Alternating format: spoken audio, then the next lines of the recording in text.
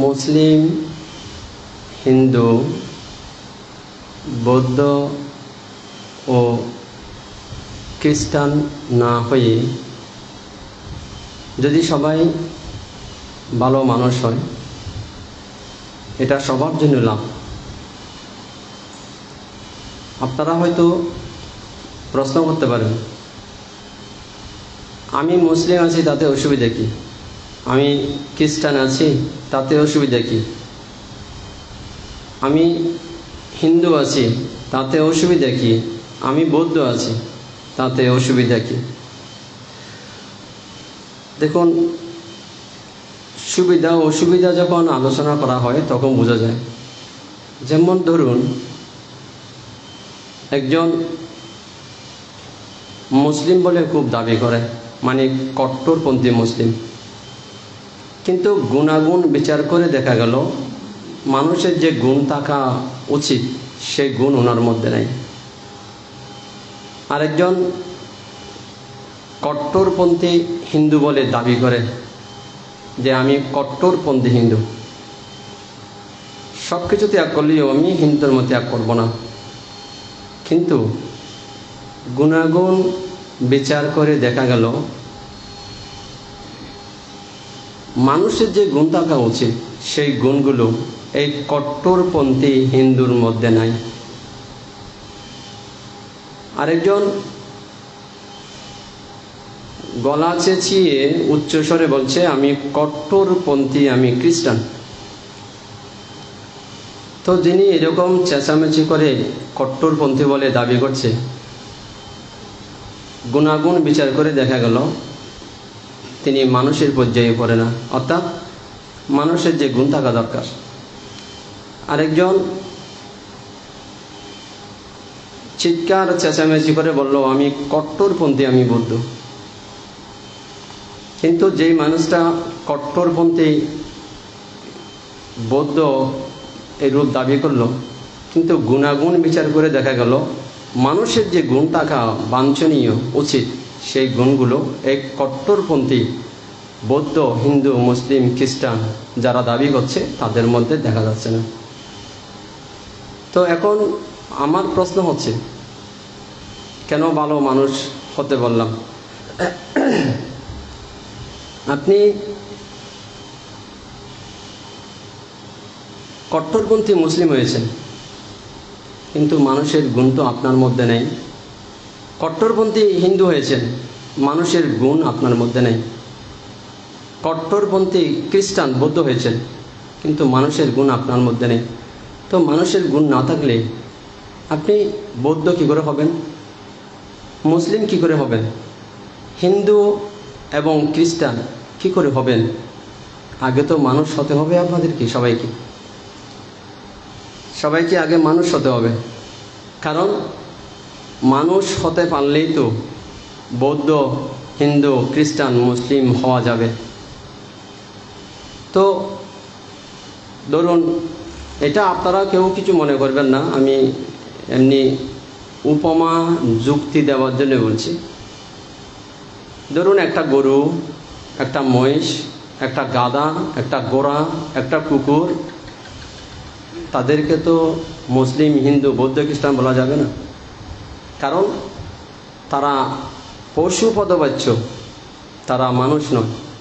তো বৌদ্ধ, হিন্দু, মুসলিম, খ্রিস্টান হতে গেলে মানুষ তো হতে হবে আগে। তো আপনার মধ্যে মানুষের গুণই নেই, আপনি কি করে মুসলিম হবেন? আপনার মধ্যে মানুষের গুণধর্ম নেই, আপনি কি করে হিন্দু হবেন? আপনি কি করে খ্রিস্টান হবেন? আর আপনি কি করে বৌদ্ধ হবেন? আগে তো মানুষের গুণাগুণ নিয়ে তো আগে মানুষ হতে হবে। তো মানুষের গুণাগুণ না থাকলে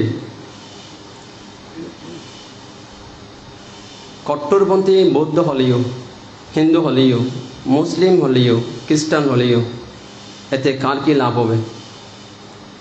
বৌদ্ধ জাতির লাভ হবে না হিন্দু জাতির, না খ্রিস্টান সম্প্রদায়ের, না মুসলিম সম্প্রদায়ের? কার লাভ হবে? কার কোনো কিছু লাভ হবে না। মুক্তও হতে পারবেন না, সমাজেরও লাভ হবে না, জাতিরও কোনো কিছু হবে না, আসক্তি থেকে বাইরে বের হতে পারবেন না। তো এই কারণে আগে সবাইকে মানুষ হতে হবে।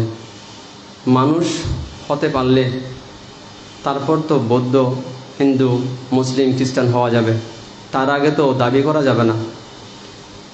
ধরুন একজনের গুণাগুণ বিচার করে দেখা গেল তিনি মানুষের ক্যাটাগরিতে পড়ে না, তো তিনি যদি দাবি করে আমি বৌদ্ধ, আমি হিন্দু, আমি মুসলিম, আমি খ্রিস্টান, এটা কি হবে? হবে না। তা আগে মানুষের ক্যাটাগরিতে আসতে হবে। তো মানুষের ক্যাটাগরিতে আসলে তারপর আপনি দাবি করতে পারেন আমি মুসলিম, আমি হিন্দু, আমি বৌদ্ধ, অথবা আমি খ্রিস্টান। ধরুন না হলে কার কি লাভ হবে? এত চিৎকার চেঁচামেচি করে এরকম যদি গুণ বিচার করেন, সব সম্প্রদায়ের মধ্যে মানুষ এখন নাই। বৃথাই এই বিবাদ, বৃথাই এই ঝগড়াঝাটি, বৃথাই এই মারামারি করছে। অর্থাৎ মনুষ্যত্ববোধ, মানবতা, মানবীয় গুণধর্ম এখন কোনো সম্প্রদায়ের মধ্যে তেমন দেখা যাচ্ছে না। কেবল হয়তো সব সম্প্রদায়ের মধ্যে অল্প অল্প গুটি কয়েক এরকম থাকতে পারে। হ্যাঁ, সারিপুত্র ঠিক না? এই অল্প কয়েকজন, ঠিক না শান্ত? অল্প কয়েকজন। তাহলে ধরুন গুণাগুণ বিচার করে দেখা গেল আপনি মানুষের পর্যায়েই পড়ছেন না। তা আপনি দাবি করছেন কি করে আমি মুসলিম, আমি হিন্দু, আমি বৌদ্ধ, আমি খ্রিস্টান? ধরুন আপনি ভালো নৃত্যশিল্পী হয়েছেন, ভালো, আপনি নৃত্যশিল্পী, ওই ক্যাটাগরিতে নৃত্যশিল্পী ভালো, কিন্তু আপনি তো মানুষের পর্যায়ে নেই। কেন? মানবীয় গুণ নেই আপনার মধ্যে, মনুষ্যত্ব বোধ নেই, মানবীয় গুণ নেই, মানবতা নেই। তা এই অবস্থায় কি মানুষ আখ্যা দেওয়া যাবে? এই অবস্থায় মানুষ বলা যাবে? মানুষ বলা যাবে না। এ কারণে দেখুন কুকুরের ছানা, কুকুরের মতো সব কিছু আছে, তাকে কুকুরের বাচ্চা, কুকুরের ছানা, কুকুরের শাবক বলা যায়। এর জন্য তাকে বাড়তি কোনো গুণের আবশ্যকতা নেই। একজন সিংহের শাবক, সিংহের ছানা, সিংহের বাচ্চা, সিংহের সন্তান, সে আকৃতি প্রকৃতি সবগুলো যদি সিংহের মতো হয় তাকে সিংহ বলা যায়। এর জন্য বাড়তি কোনো গুণের তার দরকার নেই। ধরুন বাঘের একজন ব্যগ্র শাবক, বাঘের যদি সব স্বভাব লাভ করে তাকে বাঘ বলা যায়। এর জন্য বাড়তি কোনো গুণের দরকার নেই। তো ঠিক এরকম কুকুর বলুন, শিয়াল বলুন, বাঘ বলুন, আর ভল্লুক বলুন, আর সিংহ বলুন, আর গরু বলুন, আর ছাগল বলুন। একজন গরুর বাচ্চা, তার গরুর আকৃতি প্রকৃতি থাকলে তাকে গরু বলা যায়। তো তোর জন্য তার বাড়তি কোনো গুণের আবশ্যকতা নেই। কিন্তু আপনার একজন মানব সন্তানকে অন্যান্য প্রাণীর সন্তানের নিয়ে, বাঘের সন্তানের নিয়ে, কুকুরের সন্তানের নিয়ে, সিংহের, গাধার, গরু ঘোড়ার, তাদের মতো মানবের সন্তানকে মানব বলা যায় না, মানুষের সন্তানকে মানুষ বলা যায় না। কারণ দেখতে হবে সন্তানকে মানুষের গুণাবলী শিক্ষা দেওয়া হয়েছে কিনা, তার মধ্যে মনুষ্যত্ব বোধ আছে কিনা। তাই আকৃতি আর প্রকৃতিতে পশুর মতো হলে তাকে পশু বলা যায়, আকৃতি আর প্রকৃতি মানুষের মতো হলে তাকে মানুষ বলা যায় না। তাই তার গুণের আবশ্যকতা আছে, তার মানবীয় গুণধর্ম থাকা দরকার আছে, তার মনুষ্যত্ব বোধ, মনুষ্যত্ব হোশ সেগুলো থাকা দরকার আছে। সেগুলো না থাকলে মানুষের সন্তানকে মানুষ বলে না, মানুষ বলা যায় না। তো আমি এই কারণেই বলছিলাম মুসলিম, হিন্দু, বৌদ্ধ ও খ্রিস্টান না হয়ে আগে ভালো মানুষ হওয়া দরকার। ভালো মানুষ হতে পারলেই তো আপনি একজন ভালো মুসলিম হতে পারবেন। ভালো মানুষ হতে পারলেই তো আপনি একজন ভালো হিন্দু হতে পারবেন। ভালো মানুষ হতে পারলেই তো আপনি একজন ভালো খ্রিস্টান হতে পারবেন। ভালো মানুষ যদি হতে পারেন আপনি একজন ভালো বৌদ্ধ হতে পারবেন। কিন্তু আপনি ভালো মানুষই হতে পারেননি, মানুষই হতে পারলেন না। আপনি কি করে দাবি করছেন যে আমি মুসলিম, আমি হিন্দু, আমি খ্রিস্টান, আমি বৌদ্ধ? এখন তো দাবি করা যায় না। তো দেখুন, আপনি একজন গানের জগতে হয়তো ভালো গায়ক, কিন্তু গুণাগুণ বিচার করে দেখা গেল আপনি মানুষই নয়। ভালো গায়ক আর কি, কিন্তু মানুষের পর্যায়ে পড়েন না। কার কি লাভ হবে? সমাজের কি লাভ হবে? জাতির কি লাভ হবে? ধর্মের কি লাভ হবে? এই জন্য আপনি একজন ভালো ফুটবলার হয়েছেন, ভালো মানুষ তো হতে পারলেন না, তাহলে লাভ কি হবে? আপনি হয়তো একটা গাড়ি কয়েকটা গাড়ি কিনবেন, কয়েকটা বাড়ি করতে পারবেন, কিন্তু কার কি লাভ হবে? এতে জাতির কি লাভ হবে? ধর্মের কি লাভ হবে? দেশের কি লাভ হলো? সমাজের কি লাভ হলো? মুক্তির ক্ষেত্রে আপনি কতটা অগ্রসর হতে পেরেছেন? দুঃখ থেকে মুক্তির ক্ষেত্রে সমাজে, দেশে, জাতির মধ্যে পরবর্তী প্রজন্ম আপনাকে অনুসরণ অনুকরণ করার জন্য আপনি আদর্শ কি রেখে রেখেছেন? ভালো ফুটবলার হয়েছেন, ভালো ক্রিকেটার হয়েছেন, কিন্তু ভালো মানুষ যদি না হতে পারেন, কতটা সমাজ উপকৃত হবে আপনাকে দিয়ে? জাতি, ধর্ম কতটা উপকৃত হবে? ভালো ক্রিকেটার হয়েছেন। বলুন আপনি ভালো লেখক হয়েছেন, কিন্তু ভালো মানুষ হতে পারেননি, তো এই লেখক দিয়ে কার কি হবে? দেশের কি উপকার হবে? জাতির কি হবে? ধর্মের কি হবে? আর আপনি ব্যক্তিগতভাবে মুক্তির ক্ষেত্রে ধরুন কতটা আপনি সফলতা লাভ করতে পেরেছেন মুক্তির ক্ষেত্রে? তো ধরুন আপনি একজন ভালো আর্টিস্ট হয়েছেন, আর্টিস্ট ভালো হয়েছে, কিন্তু মানুষ ভালো নয় আপনি, তাই এমন ভালো আর্টিস্ট দিয়ে কি হবে?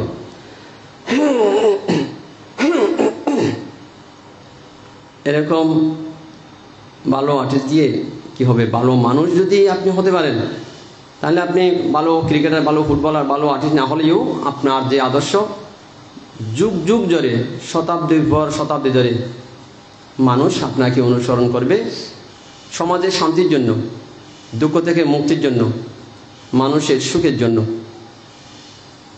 যদি এ কারণে ধরুন এইরকম গায়ক, ভালো নায়ক হয়েছেন, ভালো নায়িকা হয়েছেন, কিন্তু আপনার মধ্যে কোনো প্রিন্সিপাল নাই, ব্যক্তিত্ব নেই, আদর্শ নাই। আপনি এই ভালো গায়ক আর নায়ক, নায়িকা দিয়ে, গায়িকা দিয়ে কার কি লাভ হবে? ধরুন আপনি একজন ভালো প্রফেসর হয়েছেন, মানে ভালো অঙ্ক করাতে পারেন, ভালো ইংরেজি পড়াতে পারেন, কিন্তু আপনি গুণাগুণ বিচার করে দেখা গেল আপনি ভালো মানুষ হতে পারলেন না, তো এমন প্রফেসর দিয়ে কি হবে?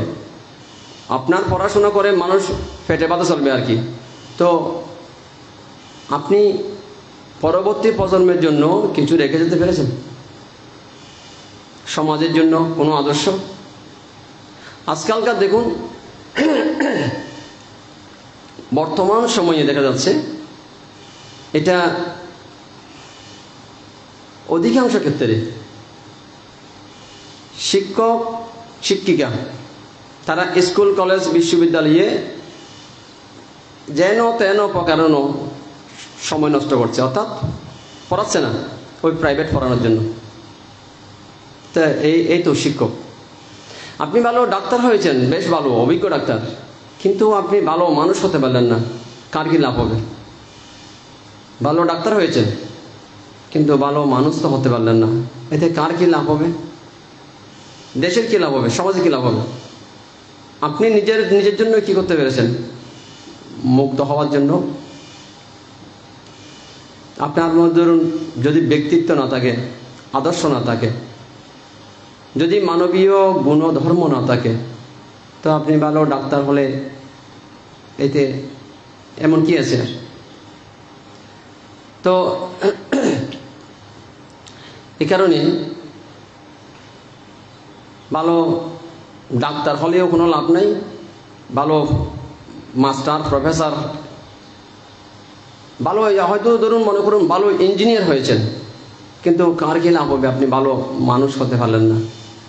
ভালো মানুষ হওয়া চাই। ভালো মানুষ হলে দেশ, জাতি, সমাজ তারা সুখে থাকতে পারবে, তারা শান্তিতে থাকতে পারবে। এখন ভালো মানুষের দরকার হয়ে পড়েছে।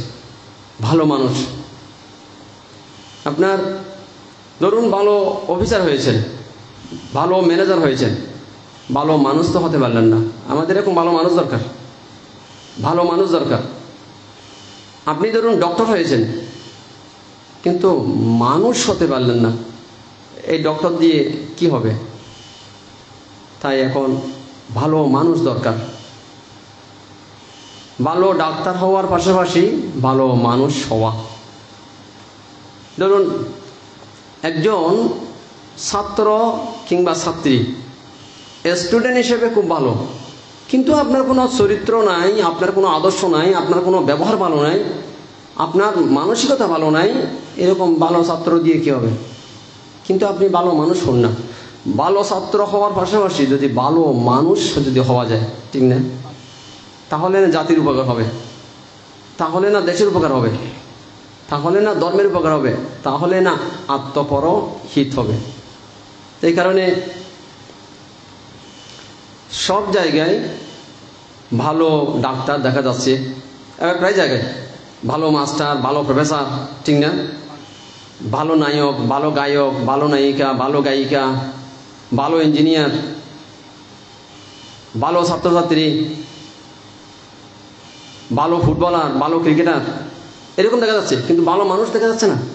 তো ভালো মানুষ না হলে এখন সমাজ, ধরুন জাতি, দেশ,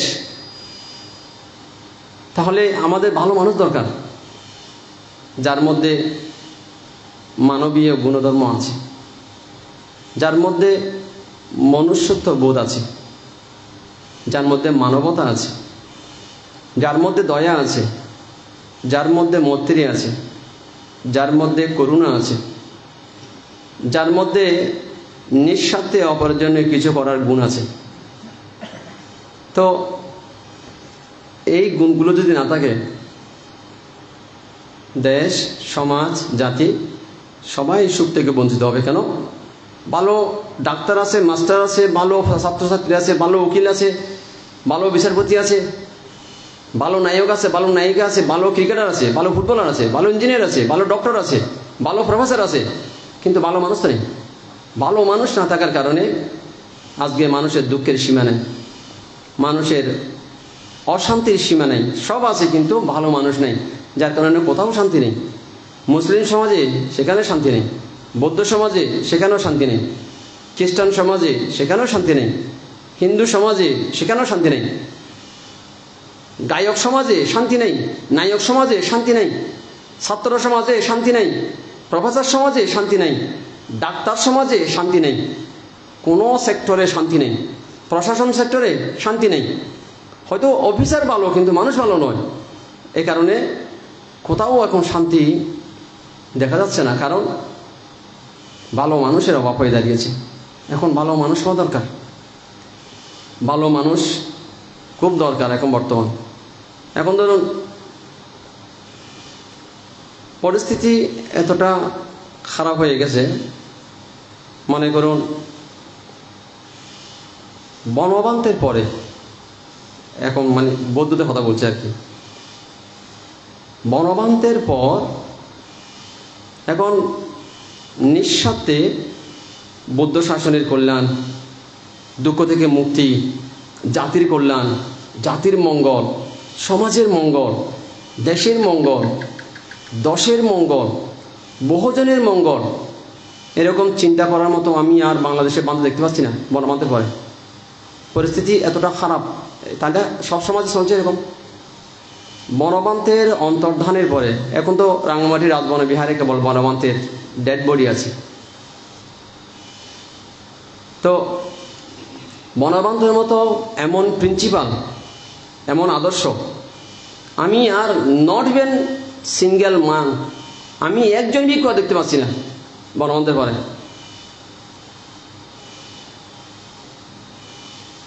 মানে এটা আশ্চর্য বিষয়। এখন মানবতার অকাল, মানে মানবতার দুর্ভিক্ষ দেখা দিয়েছে। এখন মনুষ্যত্ববোধের খরা দেখা দিয়েছে, মনুষ্যত্ববোধের খরা, মানবতার দুর্ভিক্ষ।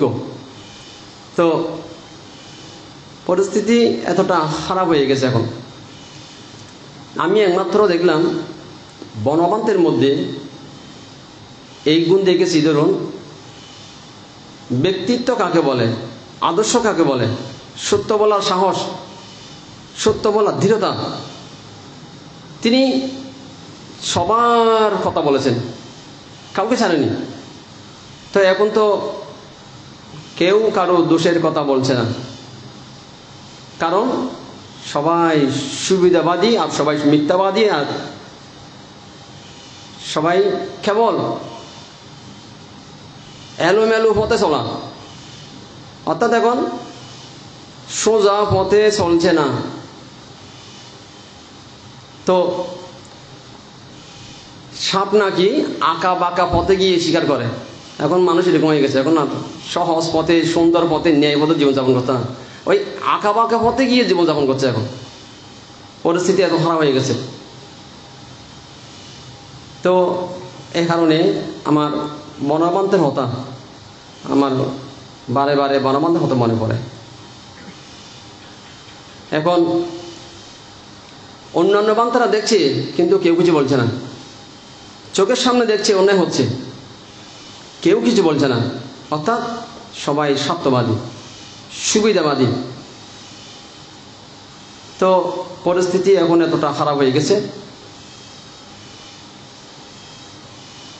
যে এটা বলা দরকার, এটা এখন কেউ বলছে না। এমনকি বাইরের কথা বাদ দিন, আমার যারা সেবক সেবিকা তারও এরকম। হয়তো তারা রাগ করবে শুনলে, উপায়ও নেই, তারও এরকম। আমি আমার সেবক সেবিকদের মধ্যেও আমি এরকম ন্যায়পরায়ণ, সত্য বলার মানুষ দেখতে পাচ্ছি না। পরিস্থিতি এতটা খারাপ হয়ে গেছে। এখন বলবে যে বান্তে আপনি এগুলো কি বলছেন, উপায়ও তো নেই আমার, আমারও তো উপায় নেই। এ শান্ত তুলি, ঠিক এরকম চলছে না, এখন চলছে না। হ্যাঁ উর্মি, এরকম চলছে না, এখন চলছে। আমরা এখন এই জায়গায় এসে দাঁড়িয়েছি। এখন এই পরিস্থিতির মধ্যে আমরা এখন দণ্ডায়মান। তো যে এটা সত্য বলা দরকার না, বলছে না, ঠিক না, বলছে না। ধরুন, স্বার্থ থাকলে অগ্রসর হয়, স্বার্থ না থাকলে এক কদম সামনে দিয়েছে তো 3 কদম পেছনে চলে গেছে। হ্যাঁ সুজন, এরকম চলছে না, এখন এরকম চলছে না। এখন পরিস্থিতি এরকম হয়ে গেছে। তবে এমনি এটা ঠিক, আমার যারা সেবক সেবিকা আগের চাইতে ডেভেলপ হয়েছে, ঠিক না শান্ত? ধরুন ত্যাগে বা নিঃস্বার্থে পরের উপকারে বানতে বলতে বলতে অনেকটা আগের চাইতে অনেকটা পরিবর্তন হয়েছে। একদম হয়নি সেটা নয়।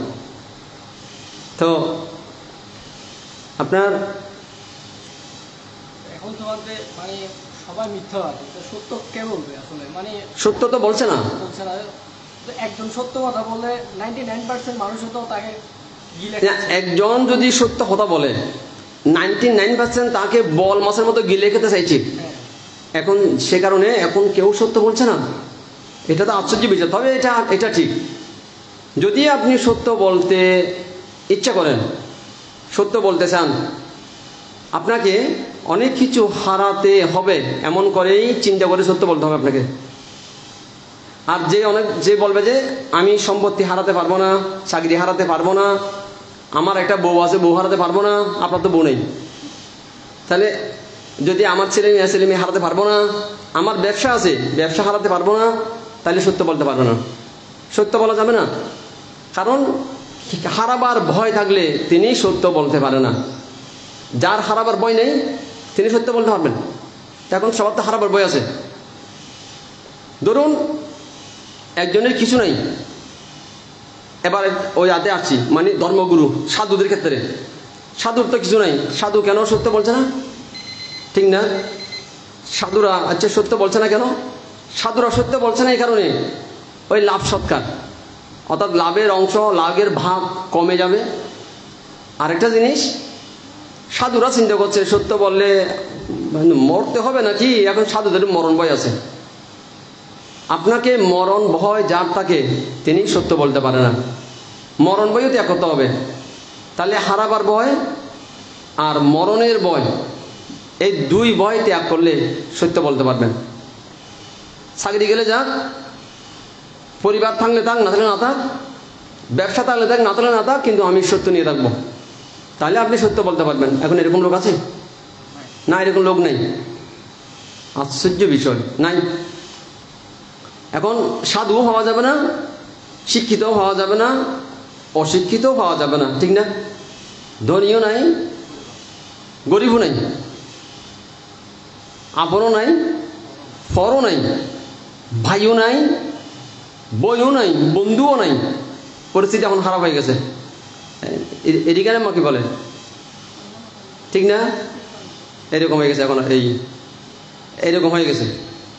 তাহলে এখন পরিস্থিতি কি কতটা খারাপের দিকে চলে গেছে। আমি একমাত্র দেখেছি বনবান থেকে একদম সম্পূর্ণ ব্যতিক্রমধর্মী মানব,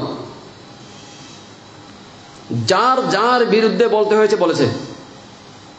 এটা কি ছাকমা, এটা কি বড়ুয়া, এটা কি তমসঙ্গা, এটা কি মারমা, দেখেনি। এটা কি সরকারের মানুষ, দেখেনি। বলার প্রয়োজন মনে হয়েছে বানতে বলেছে। যেই কোনো পার্টি, যে কোনো মানুষ বনবান্তে সবার বিরুদ্ধে মুখ খুলেছে। কিন্তু এখন পরিস্থিতি এমন হয়েছে, আমি বাইরে যাব না, আমার জীবন দিয়ে আমি বলছি। অ্যাকচুয়ালি আমি যখন সত্য বলার জন্যই দাঁড়িয়েছি, আমি যখন সত্য বলেছি মার্কেটে, ওপেন সভাতে, আমার পক্ষেও কিন্তু কেউ ছিল না, আমি কিন্তু একাই ছিলাম। এটাই সত্য, এটাই বাস্তব। আমার পক্ষেও কেউ ছিল না। পরিস্থিতি এরকম। এখন ইউপি সচিব বুঝি সত্য বড়ুয়ার ছেলে যদি, শান্তনু বড়ু যদি আজ থেকে অধিষ্ঠান করে সত্য বলবো, তাহলে বিয়ে করতে পারবেন না, হয়তো চাকরি করতে পারবেন না, চাকরি হারাতে হবে। কেন? সেখানে সবাই মিথ্যাবাদী। দেখুন, সৎ পথে থাকলে, সত্য কথা বললে ওরা কোনো রকমের জীবনযাপন করতে পারে। প্রধান দায়িকের বড় ছেলে দেখুন, এই এখন আপনার সাউথ কোরিয়াতে বাংলাদেশ দূতাবাসের এখন ফার্স্ট সেক্রেটারি, এখন সেই বেচারা কোনো রকমে চলছে। তাহলে কেন? অর্থাৎ সেই ঘুষ এবং সুদ ওখানে নাই, না থাকাতে এখন এইরকম একজন সরকারি ঊর্ধ্বতন পদাধিকারী, তার এই অবস্থা। তাহলে প্রধান দায়ক প্রসন্ন হান্দি তমসঙ্গা, ওনার বড় ছেলে মিকন তমসঙ্গা। অর্থাৎ দেখুন, একজন বাংলাদেশ এম্বাসি সাউথ কোরিয়াতে এখন সম্ভবত ফার্স্ট সেক্রেটারি, তার অবস্থা কেন? যেই বেতনটুকু পায় সেগুলো দিয়ে মোটামুটি কোনো রকম চলছে। তা আমি এমনটা শুনেছি, ওই বেতন কেউ একজন সিগনেচার নিয়েছে, সিগনেচার নেওয়ার পরিবর্তে তাকে যদি কোনো একটা পুরস্কার দিতে হয়, সেটা নাকি সে রিসিভ করে না, সেটা সেই দিয়ে দেয়। বলছে না, আমি সিগনেচার দিয়েছি তোমার কাছ থেকে টাকা নেওয়ার জন্য নয়। মিকন তমসঙ্গা, আমি সিগনেচার নিয়েছি তোমার জন্য, এটা আমার ডিউটি, এটা আমার দায়িত্ব। তাহলে ওই টাকাটাও নিল না। প্রধান দায়িকের ছেলে, বড় ছেলে নাকি এরকম। এমনি প্রধান দায়িকের 3 ছেলে এরকম সাধু। এমিল তমসঙ্গে সেই সাধু, আরেকজন তো সাধু হয়ে গেছে একদম, মানে এই মুদগলা এমবিকু, এতে সাধু হয়ে গেছে, ভালো হয়েছে। এমিলও সাধু হওয়া উচিত ছিল। তো এখন ধরুন, সত্য যদি বলতে চান তাহলে আপনাকে রাস্তা চেঞ্জ করে ফেলতে হবে। এখন পরিস্থিতি এরকম হয়ে গেছে, এখন ভালো মানুষ নাই। আপনি দেখুন, আমি আমার জীবনে বহু আত্মীয় পেয়েছি, বহু বন্ধু বান্ধব পেয়েছি। এটা সত্যি, আমি ভালো মানুষ পাইনি, পরিস্থিতি এতটা খারাপ, ভালো মানুষ খুব মুশকিল। ভালো মানুষ পাওয়া, আমার দীর্ঘ জীবনে দেখেছি আমি কত মানুষ পেলাম, কিন্তু ভালো মানুষ খুব মুশকিল। অর্থাৎ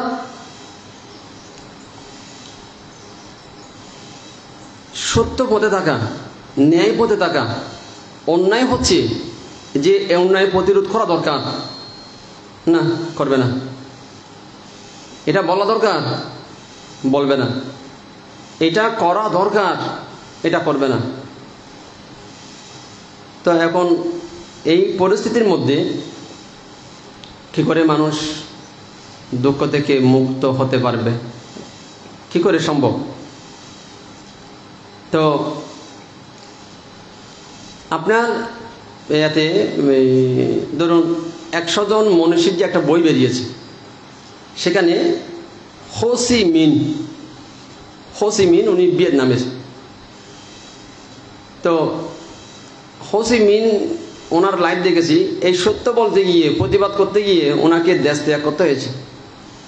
এখন এরকম সত্য বলা, যারা সত্য বলবেন তারা ঘরবাড়ি ত্যাগ করতে হবে, ছেলে মেয়ে বউ বাচ্চা ত্যাগ করতে হবে, ব্যবসা থাকলে ব্যবসা চলে যাবে, চাকরি থাকলে চাকরি চলে যাবে, কেবল সত্য নিয়ে থাকবো এমন যদি অধিষ্ঠান কেউ করতে পারে তাহলে সত্য বলতে পারে। এমনকি জীবনটাও যে কোনো সময় চলে যেতে পারে। তাই জীবনের যাদের মায়া আছে, জীবন হারানোর ভয় আছে, তারা সত্য বলতে পারবে না। সেই মানুষ সত্য বলতে পারবে, লাগবে না জীবন গেলে জীবন যাবে, তথাপি সত্য নিয়ে থাকবো, তারা প্রতিবাদ করতে পারবে। না হলে প্রতিবাদ করা যাবে না, প্রতিবাদ করতে পারবে না। এখন এরকম হয়ে গেছে। তা আমি এই কারণে বললাম, সত্য বলছে না, সত্য পথে চলছে না, ন্যায় পথে চলছে না, ন্যায় কথা বলছে না, ধর্ম পথে চলছে না, ধর্ম কথা বলছে না, সৎ কথা বলছে না। কেবল আমি মুসলিম, আমি হিন্দু, আমি বৌদ্ধ, আমি খ্রিস্টান, এগুলো করে কার কি লাভ হবে? কার কতটা লাভ হবে? নিজের এবং অপরের কতটা লাভ হবে? সেই কারণে বলছি, ভালো মুসলিম, ভালো হিন্দু, ভালো খ্রিস্টান, ভালো বৌদ্ধ হওয়া দরকার। কেবল মুসলিম, হিন্দু, বৌদ্ধ হয়ে থাকলে কার কি লাভ হবে? তাহলে ভালো মানুষ হন, তাহলে দেখবেন ভালো মানুষ হলে আপনি তখন দাবি করতে পারবেন যে একজন ভালো মুসলিম, ভালো হিন্দু, ভালো খ্রিস্টান এবং ভালো বৌদ্ধ। এতেই সমাজের লাভ। তাহলে মুসলিম, হিন্দু, বৌদ্ধ, খ্রিস্টান না হয়ে সবাই ভালো মানুষ হোক। ভালো মানুষ হলে সবার মানবীয় গুণ থাকলে, মৈত্রী থাকলে, করুণা থাকলে, দয়া থাকলে, আন্তরিকতা থাকলে, সত্য বলার সাহস থাকলে, সত্য গুণ থাকলে, তখন এই সমাজের লাভ, দেশের লাভ, দশের লাভ, পৃথিবীর লাভ। ভালো মানুষ হতে না পারলে আপনার মুক্তিও বন্ধ হয়ে যাবে। এই কারণে সবার সুখের জন্য, পৃথিবীর শান্তির জন্য, দেশের শান্তির জন্য, দেশের সুখের জন্য, আপন পর উভয়ের হিতের জন্য এবং আপনার দুঃখ থেকে মুক্তির জন্য ভালো মানুষ হওয়া দরকার।